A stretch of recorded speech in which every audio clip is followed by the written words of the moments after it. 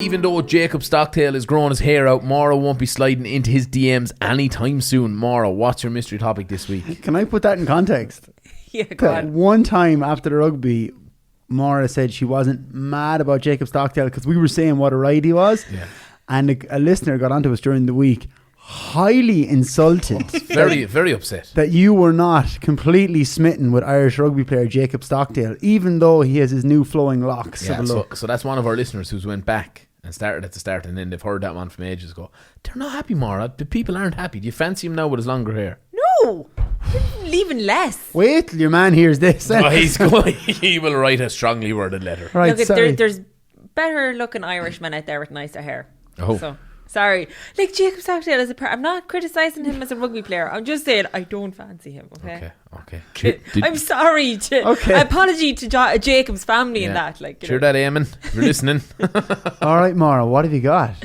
Okay, I'm continuing of my theme of dating apps, online dating, digital trends, all that stuff. So last week we talked about ghosting. Okay. There's another term that has come into usage in the middle of 2018. Do you know what orbiting is? I must admit, no. Okay, well, the New York Times has written about it, okay? So orbiting is like a step up from ghosting. It's where you ghost somebody, you stop their contact, right? But then you still engage in their social media. So you still look at their story on Snapchat, look at their story on Instagram, maybe like a tweet, maybe even retweet it. But no direct conversation. No. And if a person messages back. So now, like this... Now, it's happened to me. I'll get on to that, okay, right? But that explains. The running team. Yeah, we know what the running team is. Go on. I will move on to a different topic next week, but this is gonna be the last of the Tinder Chronicles for a little while, okay, right? So, the New York Times spoke to Christine Mahan, 23, of Denver. She came to experience orbiting after a painfully digital 7 months long relationship with someone who lived in Minnesota while she lived in Boston. One day, after 2 weeks, not after they had last visited each other, he stopped responding to texts and Snapchats all at once without warning, as if the past several months had simply been deleted. She says, one thing he didn't stop though was watching my stories and liking my photos on Instagram. At the time, she felt very hurt by the silence and confused by her ex's surveillance of her online life.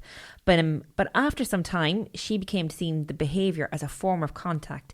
And she said, I felt the urge to send him subliminal messages via my Instagram stories, knowing that was the only way I could communicate with him.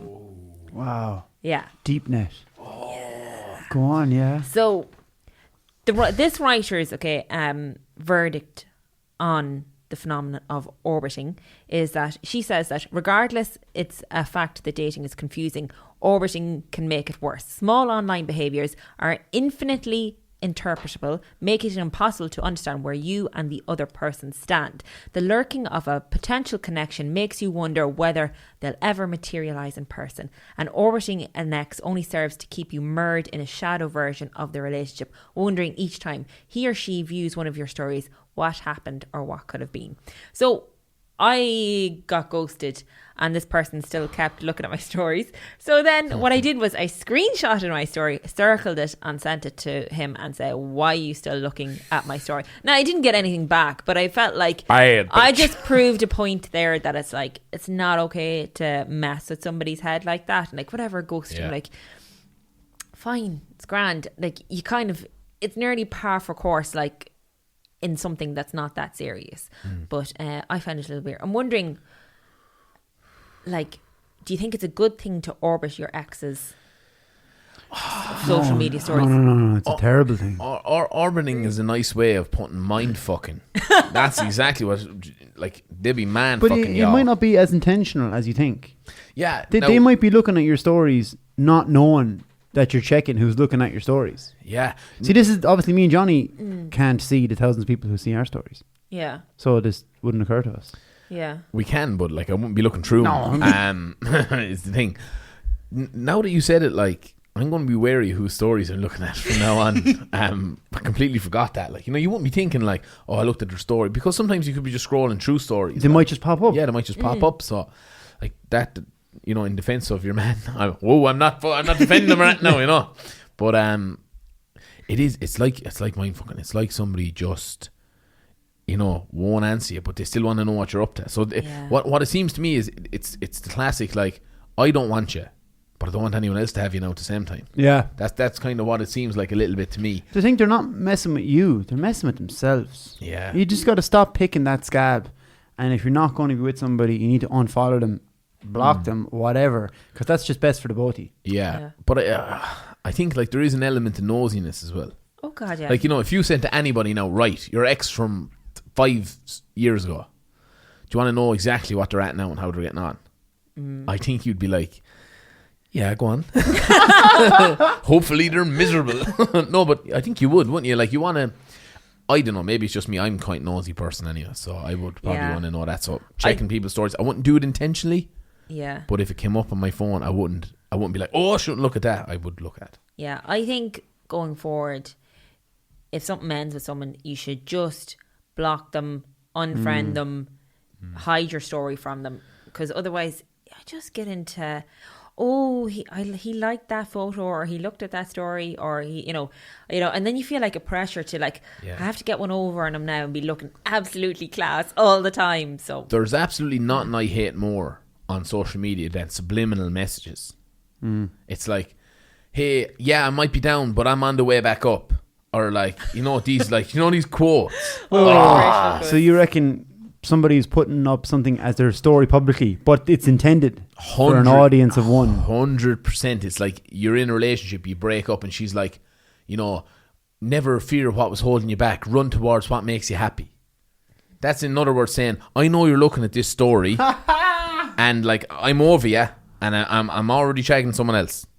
And that's what those subliminal messages mean. You can break it down. You can see it the whole time. Like, or someone puts up a story like, don't let fear hold you back. And then someone messages, are you okay, hon? As Noel was saying there with the fake tan fannies, like, you okay, hon? Like, it's some stories can be almost a cry for help. But orbiting isn't always post-relationship. You know what I mean? I think people who know each other, maybe only through Instagram, and are like, I'm not going to ask that person out on a date. I'm just going to watch all their stories, like a few of their photos, see if they like mine back. This is the new... No, or orbiting is specifically stalking somebody on social media when the relationship ends. Yeah, post-relationship? Yeah, post-ghosting. Okay. Yeah. It's like...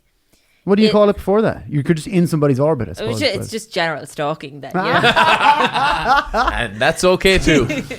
Okay, wow.